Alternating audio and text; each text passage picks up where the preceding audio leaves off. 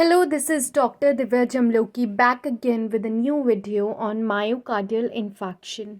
Myocardial infarction जिसको commonly हम heart attack बोलते हैं, वो क्यों होता है? बिकॉज हार्ट को सप्लाई करने वाली कोरोनरी आर्टरी में ब्लड फ्लो कम हो जाता है. जब आपका ब्लड फ्लो कोरोनरी आर्टरी के थ्रू हार्ट की तरफ जो जा रहा है वो कम हो जाएगा, तो हार्ट की जो मसल्स होती हैं उनमें डैमेज होने लग जाता है, टिश्यू डेथ हो जाती है और इन्फाक्शन हो जाता है. That's why it is known as myocardial infarction. अभी मायोकार्डियल इन्फाक्शन के बारे में बात करते हैं तो सबसे पहले मैं बताना चाहूँगी अबाउट इश्केमिक हार्ट डिजीज़, जो मैंने पहले भी डिस्कस किया था कि इसके अंदर दो कैटेगरीज होती है. The first one is chronic angina, और क्रॉनिक एंजाइना के अंदर फर्दर आता है chronic stable angina and Prince metal angina. And about this I have told you earlier in my previous video of angina pectoris. So अगर आप इस पे नहीं गए हो तो प्लीज़ एक बार ही angina pectoris वाली वीडियो देखो. The second categorization is acute coronary syndrome, which further includes unstable angina, non-ST elevation MI and ST elevation MI. तो unstable angina, Prince metal angina and जो क्रॉनिक स्टेबल एंजाइना है, इसके बारे में मैंने angina pectoris में पढ़ा दिया. So once go through that video and it will be easy for you to understand about myocardial infarction. तो अभी अगर हम बात करते हैं मायोकार्डियल इन्फाक्शन की, तो ये बहुत ही कॉमन कॉज है डेथ का आजकल इन डेवलपिंग कंट्रीज़. इंडिया में ही this is a leading cause of death. इस मॉडर्न लाइफस्टाइल में you are finding the more cases of metabolic syndrome, जहाँ पे पेशेंट को ओबेसिटी है, हाइपरटेंशन है, डायबिटीज़ मेलाइटिस है, ये सारी चीज़ें हैं. लोगों की फ़िज़िकल एक्टिविटी कम हो गई है और ओबेसिटी इस वजह से ज़्यादा हो रही है, और smoking, alcohol consumption, blood pressure ज़्यादा होना, ये सारे के सारे कॉजेज़ हैं जिसकी वजह से अल्टीमेटली पेशेंट सफ़र करता है from myocardial infarction, heart attack. इसलिए आपको बहुत ज़्यादा केसेस मिलते हैं हार्ट अटैक के आजकल. आपने कम्युनिटी मेडिसिन में पढ़ा होगा about DALY, which is disability adjusted life years. तो disability adjusted life years loss to ischaemic heart disease are predicted to account for at least 5.5% in 2030. So now it is going to become the second most important cause of the disability. In this video, we are going to differentiate myocardial infarction from the angina pectoris, the three angina which we have studied earlier. We are going to differentiate point by point in this video. So first we are going to study about non-ST elevation MI. So what is this non-ST elevation MI? So basically क्या होता है कि मैंने पहले ही बताया है कि coronary artery में एथेरोस्क्लेरोटिक प्लाक बन रहा है. अभी ये जो एथेरोस्क्लेरोटिक प्लाक बन रहा है वो स्टेबल था. In the chronic stable angina it was completely stable. In the unstable angina it has been ruptured. लेकिन हम non S T elevation M I में क्या पढ़ेंगे कि ये जो एथेरोस्क्लेरोटिक प्लाक बन रहा है ये क्या हो जाएगा, रप्चर हो जाएगा. और जब ये रप्चर हो जाएगा तो क्या बनेगा, थ्रोम्बस बनेगा. और ये थ्रोम्बस फॉर्मेशन जो है इसकी वजह से क्या होने वाला है, आपका जो कोरोनरी ब्लड फ्लो है वो क्या हो जाएगा, आपका रिड्यूस्ड हो जाएगा. सो आपका इम्बैलेंस क्रिएट हो जाएगा मायोकार्डियल ऑक्सीजन डिमांड का और मायोकार्डियल ऑक्सीजन सप्लाई, क्योंकि सप्लाई तो आपकी कम हो गई और डिमांड बहुत ज़्यादा हो गई. So there will be an imbalance which is created between the myocardial oxygen demand and myocardial oxygen supply. Now one more thing I want to say is कि हम यहीं पे कैसे डिफ्रेंशिएट करेंगे from the chronic stable angina. Chronic stable angina में atherosclerotic plaque जो है वो कम्प्लीटली स्टेबल है, कोई भी इन्फार्क्ट फॉर्मेशन नहीं हो रहा है. अगर हम बात करते हैं अनस्टेबल एंजाइना की, तो वहाँ पे एथेरोस्क्लेरोटिक प्लाक रप्चर होकर थ्रोम्बस बन रहा है, बट वो इतना लेवल का डैमेज नहीं है कि इन्फार्क्ट फॉर्मेशन हो पाए. इसीलिए ट्रोपोनिन लेवल्स बढ़ते भी नहीं हैं। लेकिन अब अगर हम आते हैं नॉन एसटी एलिवेशन एमआई और एसटी एलिवेशन एमआई, दोनों में ही एथेरोस्क्लेरोटिक प्लाक रप्चर होके थ्रोम्बस फॉर्मेशन होगा। और आपको पता है कि जब थ्रोम्बस फॉर्म हो गया है तो उस कोरोनरी आर्टरी से ब्लड की सप्लाई कम हो जाएगी।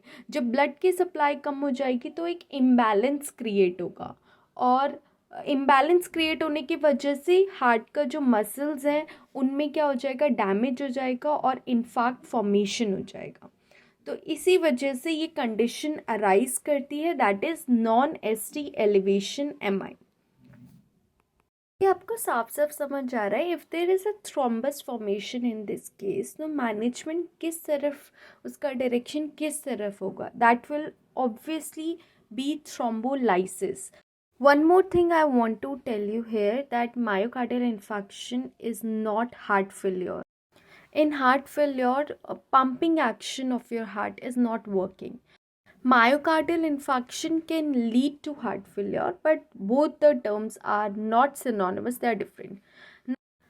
Now, due to reduced coronary blood flow, which is caused by thrombus and plus the downstream embolization of the platelet aggregates, or you can say atherosclerotic debris, both of them are actually causing severe ischemia or myocardial necrosis by reducing the coronary blood flow.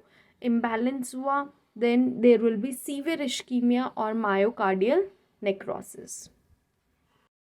मतलब tissue death, मतलब infection, that is myocardial infection. अब आपको क्या लगता है कि सिर्फ एक ही कॉज है एथेरोस्क्लेरोटिक प्लाक जिसकी वजह से नॉन एसटी एलिवेशन एमआई जैसी कंडीशन क्रिएट हो रही है? नहीं, there are many other causes और हम पढ़ेंगे। लेकिन क्या होता है कि 90% जो कॉज है दैट इज़ एथेरोस्क्लेरोटिक प्लाक, लेकिन बाकी कुछ 10% कॉजेज़ क्या है? तो सबसे पहला जो है that is a dynamic obstruction. अभी डायनेमिक ऑब्स्ट्रक्शन मतलब क्या? There is no physical obstruction, dynamic obstruction है। तो डायनेमिक ऑब्स्ट्रक्शन आपको किस में मिलेगा? प्रिंस मेटल एंजाइना, जहाँ पे वेजोस्पाज्म होता है। Second is your severe mechanical obstruction, जो आपको किस में मिला है? Atherosclerotic plaque. और ये 90%, मतलब this is the 90% cause of non ST elevation MI.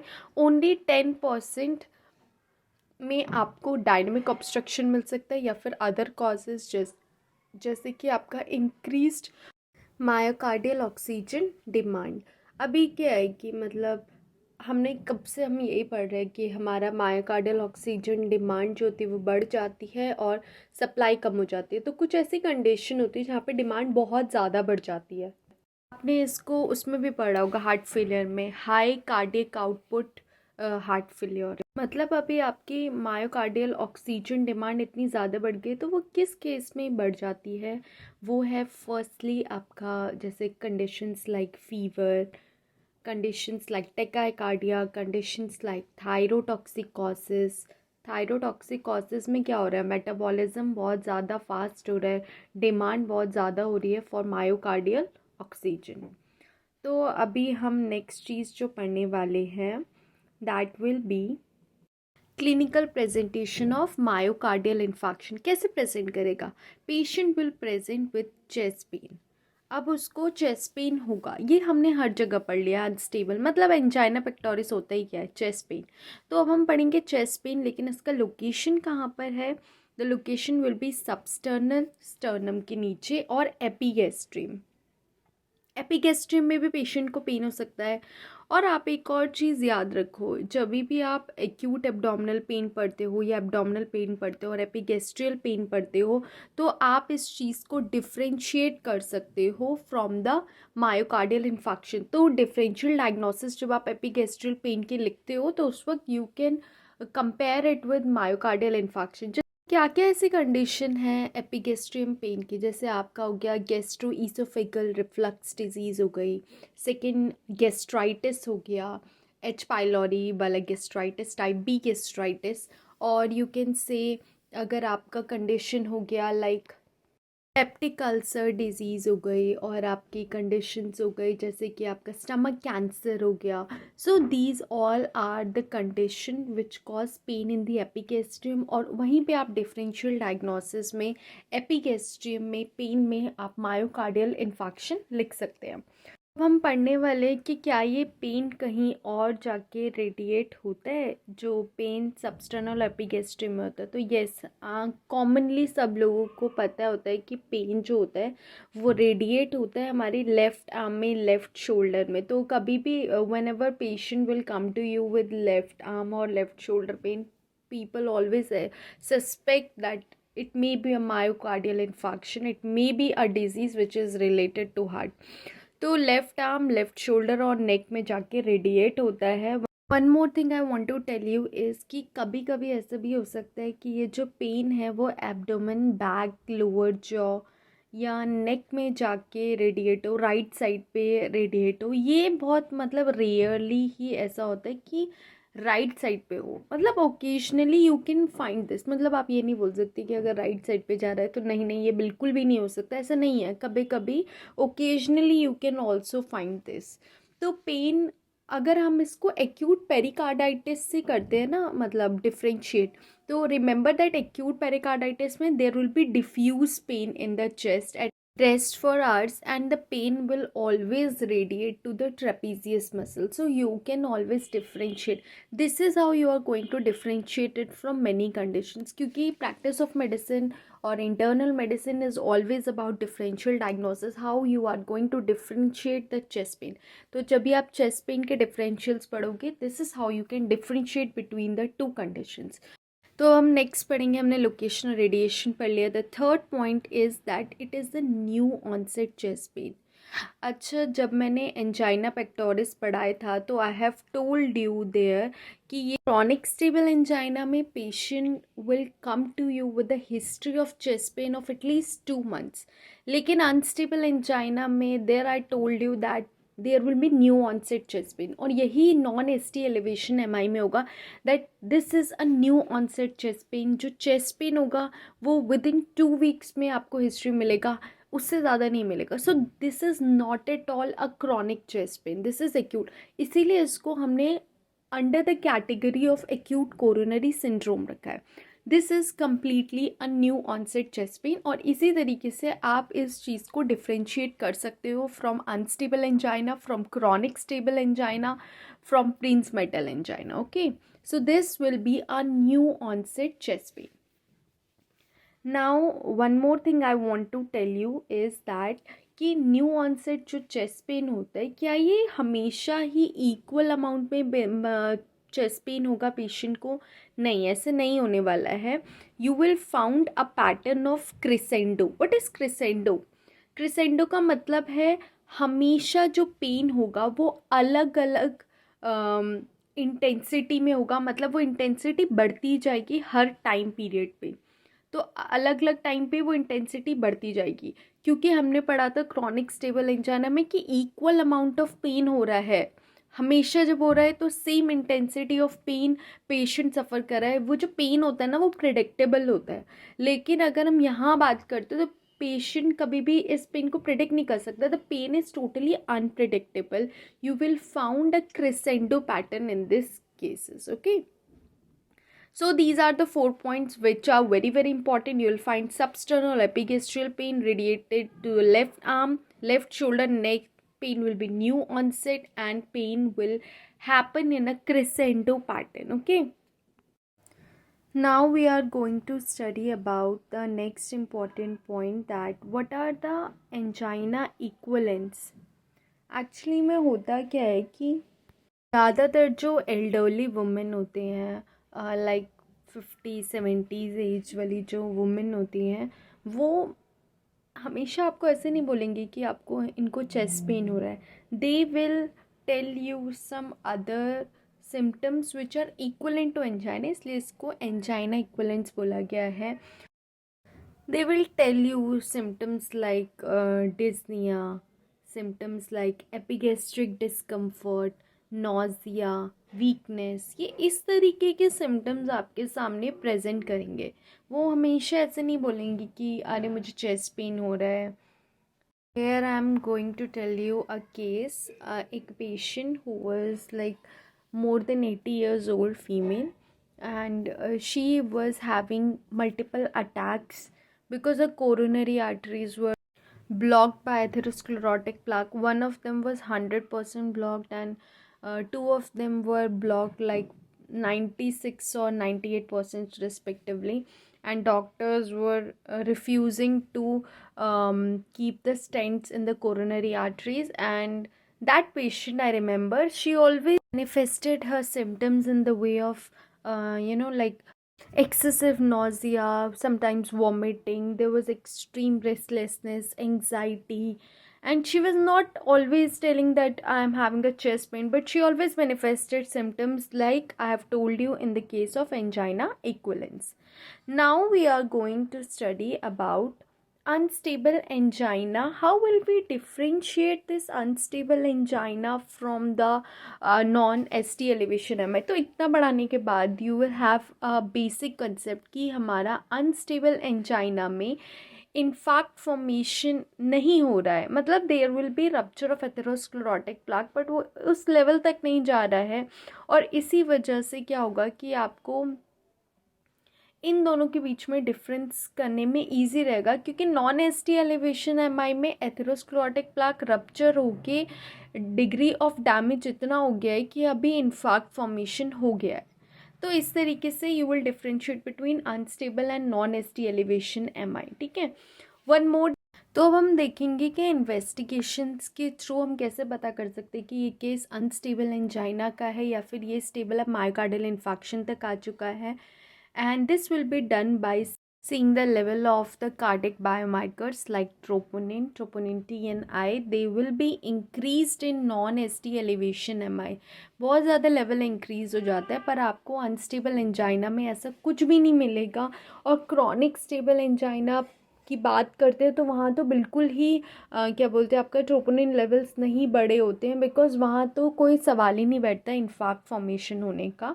लेकिन नॉन एसटी एलिवेशन एमआई में आपको ट्रोपोनिन लेवल्स बहुत हाई मिलेंगे और अनस्टेबल एंजाइना में ट्रोपोनिन लेवल्स हाई नहीं मिलेंगे। इसी तरीके से आप केस को डिफ्रेंशिएट कर सकते हो। जो आपकी कार्डियक स्पेसिफिक ट्रोपोनिन टी होता है और कार्डियक स्पेसिफिक ट्रोपोनिन आई है, ये हमेशा मतलब मायोकार्डियल इन्फेक्शन होने के 7 to 10 डेज़ के बाद तक भी ये एलिवेटेड रहते हैं। अगर आप बात करते क्रिएटिनिन काइनेज की, तो वो अराइज हो जाता है 4 to 8 आवर्स में, उसका लेवल बढ़ने लग जाता है और फिर वो नॉर्मल हो जाता है by 48 to 72 hours. So these cardiac biomarkers are very important in investigating the case, to tell you about the diagnosis, to tell you about the prognosis। ये सब चीज़ें बहुत ज़्यादा मैटर करती हैं। तो अब हम नेक्स्ट चीज़ जो पढ़ने वाले हैं that will be about ST elevation MI. ठीक है, तो ये बहुत इंपॉर्टेंट टॉपिक है मायोकार्डियल इन्फेक्शन, इसलिए इस टॉपिक को बहुत अच्छे से पढ़ना। और ये टॉपिक मैंने आपको हैरिसन बुक से पढ़ाया है। ओके, सोर्स जो है वो हैरिसन बुक है। तो अभी हम पढ़ते हैं about the ST elevation MI. तो क्या हो रहा है इस एसटी एलिवेशन एमआई में? एसटी एलिवेशन एमआई में क्या होता है, it usually occurs when coronary blood flow decreases abruptly. बहुत ज़्यादा रैपिडली आपका कोरोनरी ब्लड फ्लो डिक्रीज़ हो गया, क्योंकि वो तो नॉन एसटी एलिवेशन एमआई में भी हो रहा था, वो तो आपका पहले भी चीज़ों में हो रहा था। लेकिन यहाँ पे क्या होता है, the coronary blood flow decreases abruptly. जैसे ही क्या होगा, आपका जो कोरोनरी आर्टरी है वहाँ पे थ्रोम्बस और थ्रोम्बोटिक ऑक्लूजन हो जाएगा बाय द एथेरोस्क्लेरोसिस। ओके, क्या होता है ना कि S T M I always occurs when a coronary artery thrombus develops rapidly at a side of a vascular injury. Rapidly a thrombus is developing, and rapidly the conditions like decreased coronary blood flow is happening. It is happening abruptly, and ST elevation MI happens then. अब आपको एक और चीज़ यहाँ पे याद रखनी है कि रैपिडली होगा, it will never be slowly. So rapidly it will occur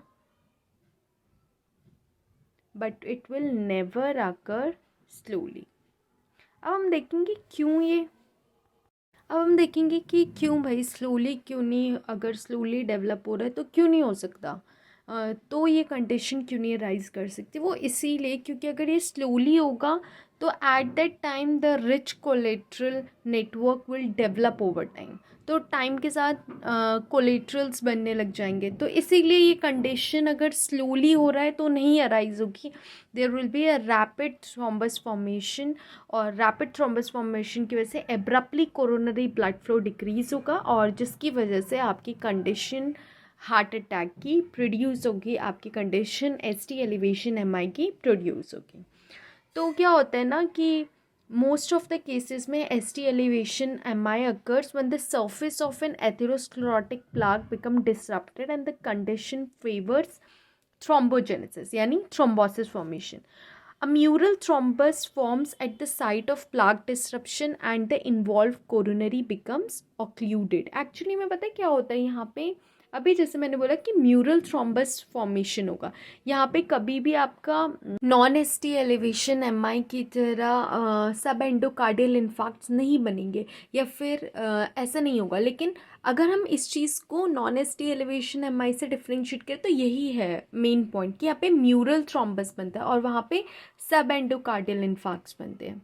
तो अब हम पढ़ने वाले हैं अबाउट द क्लिनिकल प्रेजेंटेशन, कैसे ये प्रेजेंट करता है एसटी एलिवेशन एमआई, जो मोस्टली हम यही केसेस देखते हैं अपने ओपीडीज़ आईपीडीज़ में। तो कैसे पेशेंट प्रेजेंट करता है अपने आप को, तो इस केस में भी आपको चेस्ट पेन मिलने वाला है। पर ये चेस्ट पेन कैसा होगा, तो ये जो चेस्ट पेन होगा ना, ये काफ़ी मतलब पेशेंट को ना हैवीनेस फील होती है चेस्ट में। रिमेंबर जब भी आप ये टॉपिक पढ़ रहे हो चेस्ट पेन का, साथ साथ आप differential diagnosis of chest pen देख सकते हो। अगर आप चाहते हो कि मैं डिफरेंशियल ऑफ चेस्ट पेन पे एक वीडियो बनाऊँ तो you can comment down in the comment section, तो I can make a video on differential diagnosis of chest pain. यहाँ पे पेन कैरेक्टर काफ़ी ऐसा रहेगा, जैसे स्क्वीजिंग चेस्ट पेन होगा, हैवीनेस होगी और क्रशिंग पेन होगा पेशेंट को।